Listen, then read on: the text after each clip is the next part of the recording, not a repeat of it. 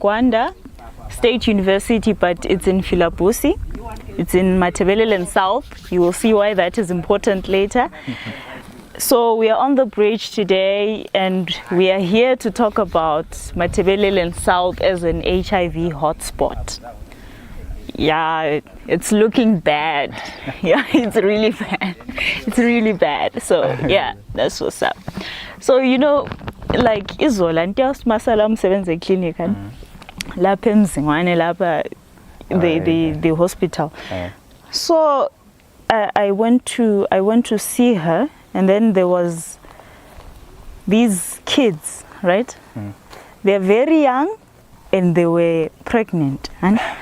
And what they were saying is these people who impregnated them, they cannot find them because ngamakorokos. So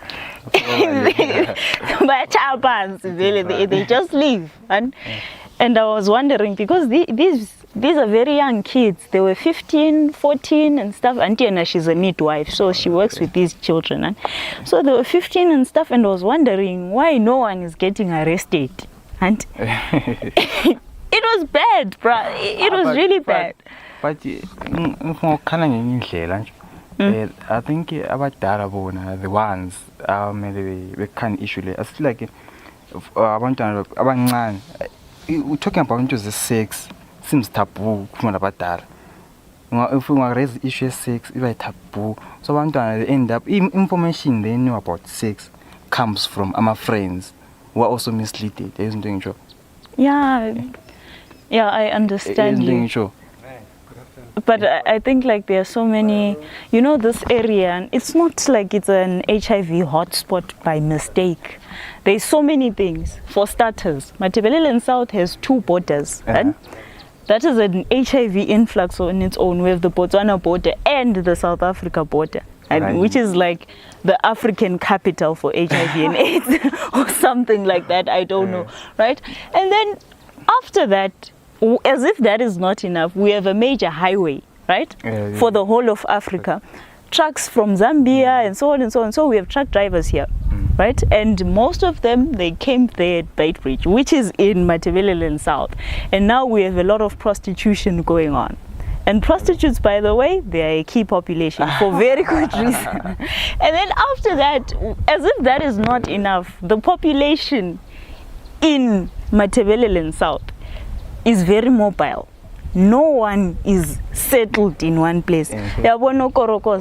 They go from place to place. They just move around. And so when you say we are enrolling these people on art, and for them to stick to the treatment, the medication and stuff is very difficult, because they're always moving. And then you test the truck drivers who are from Zambia, who are from, you know, they are always on the road.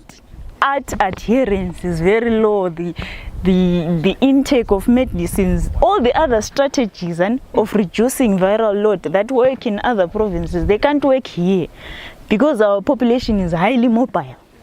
You know, some of them can suggest, okay, you can have a treatment partner. The partner is going to be coming with you to the clinic, stuff, and then, but in Mat South, you can't do that. Can you tell Okorokos that you must have a treatment partners or where? It doesn't make sense, really.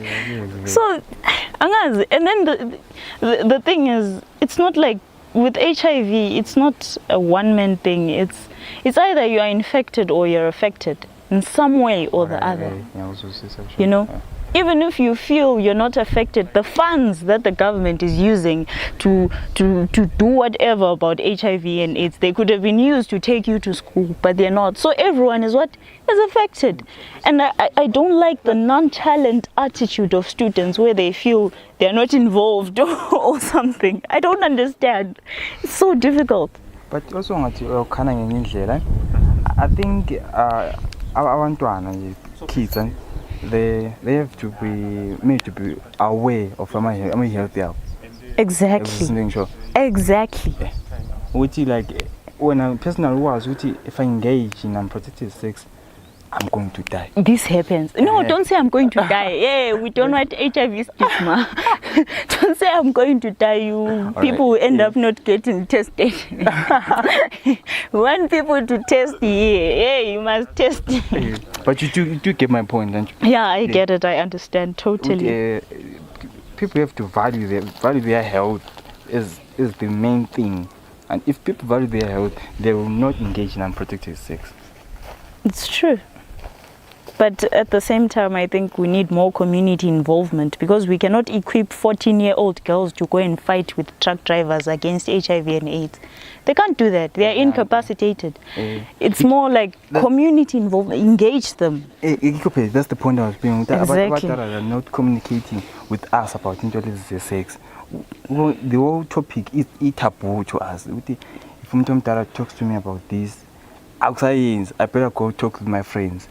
The friends that have the wrong information. You understand, Joe? Yes. So you get the wrong information, you end up engaging in the wrong things. Or the wrong idea about the whole thing. Unprotected sex, right? You know, and I hate that. Let's conclude. I hate that. And altogether, I feel like let's just, for starters, Matebelele and South, we need more development. Like I said, some of the things that work in other provinces can't work here. Even if you have an outreach programs for schools or whatever, there are some places that don't have schools, you know. And it's a very sad situation, and I feel like we need to put in more attention to this region, because like more open-minded. Exactly, we've already highlighted the challenges in this province, in this region of ours, and it's just very difficult. There are minors, there's everything. There's a lot of money flying around in the hands of very illiterate people. I was of the point of a road show, right? Community outreach in general. We need just the community out there, right? Because like I said, outreach structures in Matebelele are limited. There are less schools, less churches, less development this side, right? So we just need to go out there in some growth point or whatever and start talking to the people, right? Because when we have these barriers to say we're talking to students, some are not students, and usually those people who are getting affected the most are the ones who are not students, and they are contributing a gross amount of statistics. So my strategy was mainly focused on community outreach, things like road shows, anything that kind of engages the community, not just schools, not just students. We just need the community. Just talk to the people who are outside there. Among students, I think it's fairly acceptable, just fairly acceptable to be discussing SRH issues. For example, people can go to the clinic and collect their condoms, no problem, right? And everything will be fine and no one will ask questions. Of course, your friends will ask questions. You know, your friends, they're going to ask you, but I don't think there's stigma surrounding, you know, students and SRH issues. People just, though I'm not yet sure about the disclosing of HIV statuses, but I think in general we're doing good in terms of engaging each other, telling each other, my friend, you didn't use a condom, why did you do that, and stuff. We're doing fine. Exactly. Hashtag the bridge. Thank you for watching our episode from Gwanda State University.